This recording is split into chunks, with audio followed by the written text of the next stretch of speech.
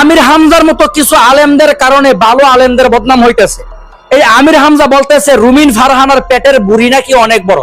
আচ্ছা, রুমিন ফারহানার কোন জায়গায় কাপড় দেয় নাই, বা কোন জায়গায় তার পেটটা খোলা, কোন জায়গায় তার পেটের বুড়ি অনেক বড় হয়েছে, এগুলার দিকে নজর রাখা কি আমির হামজার কাজ? আমির হামজার কাজ সে ওয়াজের সুরে সুরে কি বলতেছে শোনেন। রুমিন ফারহানা আপা আছে, এরপরে যে মন্ত্রী পটলের মেয়ে আছে ফারজানা শারমিন, আমার ডাইনে বামে আমার এমন ঘড়িয়ালা লোক আমি পেয়েছি যেগুলো সিরিয়াল করা থাকে আগে থেকে। কে কোথায় বলবে আমরা জানিও না, আল্লাহর ইশারা ভেতরে যে দেখে আমার ডাইনে বামে ঘড়িয়ালা এমন বড় বড় ঘড়ি, আমার মনে হয় ঘড়ি ছিললে ওর ভেতর থেকে হয় ব্রিজ কালভার্ট এগুলো হবে। মহিলারা ওদের দেখলে লজ্জা পাবে। রুমিন ফারহানা আপা আছে। আচ্ছা, এই কথাগুলো কি ওয়াজের সুরে সুরে বলা লাগলো? এটা কোনো কথা ভাই? এটা কোনো কথা? চিন্তা করে দেখেন ওয়াজের এই বিষয়টাকে, ওয়াজের এই ময়দানটাকে তারা কোন জায়গায় নিয়ে পৌঁছায় দিচ্ছে। তার এই কথার জবাবে, তার এই বক্তব্যের জবাবে রুমিন ফারহানা আবার কি বলছে চলুন শুনি। এই সংসদে উপস্থিত আমি এবং আমার আরো দুজন নারী সহকর্মীর বিরুদ্ধে এই সংসদে উপস্থিত আরেকজন সংসদ সদস্য যে কদাকার কুৎসিত ভাষায় মানে ওয়াজ মাহফিল করেছে, যে কুৎসিত ভাষায় তারা বক্তব্য দিয়েছে, আমি আপনার কাছে এই ব্যাপারে বিচার চাইছি মাননীয় স্পিকার। আপনি বিষয়টি সংসদে দৃষ্টি আকর্ষণ করছি, আপনি বিষয়টি কি দেখবেন? গতকাল দিছি আমির হামজারে বালা করে, এই আমরা দেশের মেয়ে ফারহানা আপা যত কিছু রুমিন ফারহানা আমাদের এলাকার, সে সংসদে গেছে, তারে বলতেছে সংসদের ভিতরে নাকি আমির হামজা যাইয়া দুই পাশে দুই মহিলা একটা রুমিন ফারহানা, এদের নাকি ভুড়ি নাকি কত বড়, মানে নাউজুবিল্লাহ কইতেন না, একটা মা বোন সম্পর্কে কুৎসিত ব্যবহার, একটা এত বড় একটা সুমহান সংসদের মধ্যে একটা ইতিবৃত্তান্ত টাইন না সে যে ব্যবহারটা করছে, সত্যি তো আমরা এলাকার মায়া, কথা কোন ঠিক না বেটি? মুখ লাগাম দিয়ে কথা কইও, লাগাম দিয়ে কথা কইও। ফাতলামি করতে করতে করতে করতে সংসদের সার্কাস বানাইছো, সার্কাস বানাইছো, নাটক জুয়াছো, নাটক, এই নাটক বন্ধ করো।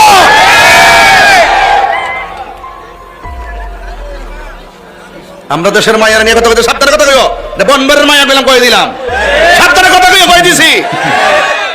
আন্তাজ পাইছো না হে বলে এমপি সিলেকশন হইছে কেন হইছো এমপি, না তো 3000 ভোট ফাইনাল হইলে কথা ঠিক না বেটি? কত বড় সাহস আমরা দেশের মায়েরা নিয়ে কুটুকটি করে, বেটা বাটবরা সিরালা বদরেশিরা কত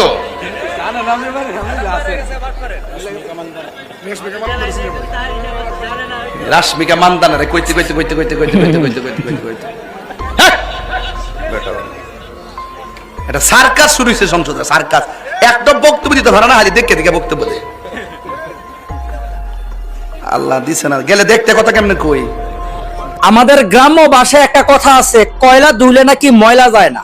এই কথাগুলো, এই উদাহরণটা দেয় এই আমির হামজার মতো মানুষদের কারণে। যেমন যার স্বভাব চরিত্র খারাপ, তাকে যতই কোরআন হাদিসের বয়ান শুনান, তাকে যতই শাসন বারণ করেন, তার ভিতর থেকে ওই স্বভাব চরিত্রটা, খারাপ স্বভাব চরিত্রটা সহজে মুছা যাইব না, যেমনটা যায় নাই আমির হামজার বেলায়।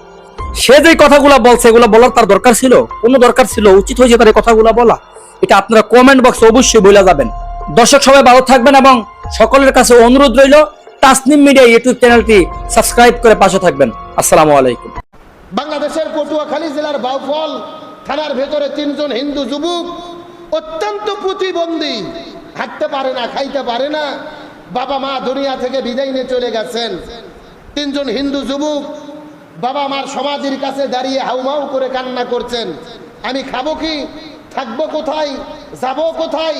এই 3 জন হিন্দু যুবক, প্রতিবন্ধী যুবকের দায়িত্ব নিয়েছেন ওই আসনের যিনি এমপি ছিলেন, জামাত ইসলাম থেকে এমপি নির্বাচিত হয়েছেন ডক্টর শফিকুল ইসলাম মাসুদ ভাই। তিনি বলেছেন, আমি এমপি গিরি করে 1 মাসের আমি যেই বেতন পাই, এই বেতন আমি তাদেরকে দিয়ে দিলাম, আলহামদুলিল্লাহ বলেন। অর্থাৎ এমপির দায়িত্ব পালন করে সরকারের পক্ষ থেকে 1 মাসের যে ভাতা পায়, প্রাথমিকভাবে 1 মাসের টাকা ওই 3 জন হিন্দু প্রতিবন্ধী যুবককে দিয়ে দিয়েছেন এবং বলেছেন যে আমি যতদিন এমপি আছি, এমপি থাকি আর না থাকি, এই 3 জন যুবকের দায়িত্ব আমি নিয়ে নিলাম, আলহামদুলিল্লাহ বলেন। 3 জন যুবক কিন্তু হিন্দু, মনে রাখতে হবে আমাদের পরিচয় হিন্দু, মুসলিম, বৌদ্ধ, খ্রিস্টান নয়। সর্বপ্রথম আমাদের পরিচয় হলো মানুষ।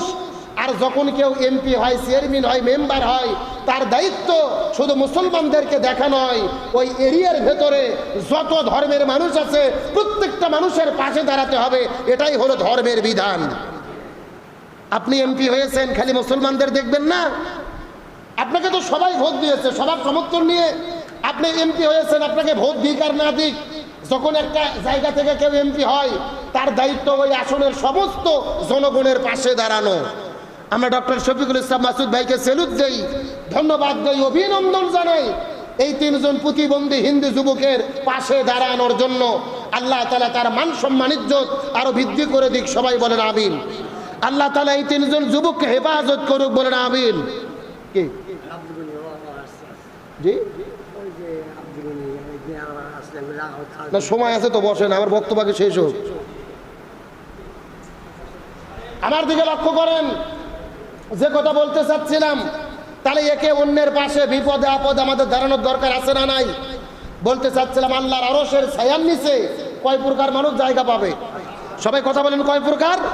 7 প্রকার। তার মধ্যে প্রথম নম্বর প্রকার হলো ন্যায় পরায়ণ বাদশাহ, ন্যায় পরায়ণ শাসক, ন্যায় পরায়ণ সেবক, ন্যায় পরায়ণ চেয়ারম্যান, ন্যায় পরায়ণ মেম্বার, ন্যায় পরায়ণ এমপি, ন্যায় পরায়ণ মন্ত্রী, ন্যায় পরায়ণ রাষ্ট্রপতি। অর্থাৎ জনগণকে যারা শাসন করে, এরা যদি ন্যায় পরায়ণ শাসক হয়, তাদেরকে আল্লাহর আরশের ছায়ার নিচে জায়গা করে দেবে, বলেন সুবহানাল্লাহ।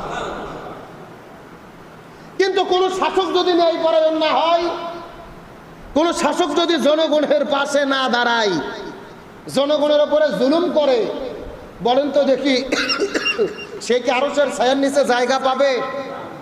বরং ক্ষমতা পাওয়ার পরে যারা জনগণের উপরে জুলুম করবেন, তাদেরকে দুনিয়াতে এবং আখেরাতে লাঞ্ছিত করবেন কে? এই যে গত 3 দিন আগে বিদায় নিয়ে চলে গেলেন বাংলাদেশের বিশাল বড় একটা নেতা তোফায়েল আহমেদ, তিনি বিদায় নেওয়ার পরে মানুষ শুধুমাত্র আলহামদুলিল্লাহ বলে বলে সোশ্যাল মিডিয়াতে ঝড় তুলেছে। মানুষ মারা গেলে বলতে হবে কি? ইন্না লিল্লাহ। আল্লাহর কোরআন বলেছেন, আল্লাযীনা ইযা আসাবাতুহুম মুসিবা ক্বালু ইন্না লিল্লাহি ওয়া ইন্না ইলাইহি রাজিউন। যখন তোমাদের কাছে বিপদের খবর আসে, তখন তোমরা ইন্না লিল্লাহ বলবা। অথচ তোফায়েল সাহেব মারা যাওয়ার পরে মানুষ বলতেছে আলহামদুলিল্লাহ। লক্ষণ ভালো না খারাপ? এটা জান্নাতি ব্যক্তির মৃত্যুর আলামত নয়, এটা হলো জাহান্নামী ব্যক্তির মৃত্যুর আলামত। আপনি মারা যাওয়ার পরে এলাকার মানুষ আপনার জন্য দোয়া করবে, কান্না করবে, ইন্না লিল্লাহ বলবে, এটাই তো প্রয়োজন ছিল। কিন্তু তোফায়েল আহমেদ সাহেব বড়ই সৌভাগ্যবান, তিনি বিদায় নিয়ে চলে গেলেন। হাজারো মানুষ তার জানাজায় গিয়ে তার জন্য দোয়া করতেছে। অথচ এই তোফায়েল আহমেদ সাহেব গত 4 বছর আগে আল্লামা সাঈদীর জানাজা বন্ধ করেছিল। আল্লামা সাঈদীর জানাজায় 40 ধারা জারি করেছিল। যেই নেতারা কোরআনের পাখি, তামাম পৃথিবীর জগৎ বিখ্যাত মুফাসসির আল্লামা সাঈদীর জানাজা বন্ধ